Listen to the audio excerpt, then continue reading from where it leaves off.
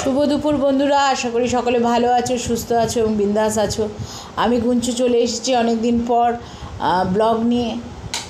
আশা করি সবাই ব্লগটা দেখছো এবং আশা করি কিছুটা হলেও তোমাদের মনে হয়তো আমার ব্লগের জন্য একটু জায়গা হয়েছে, একটু জায়গা করতে পেরেছি, কারোর হয়তো একটু ভালো লাগছে।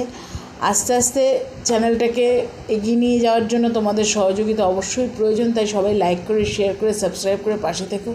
এবার চলে যাব সরাসরি মিঠুনের কাছে জানতে আজকে আমাদের রান্নাবান্নায় কী রয়েছে।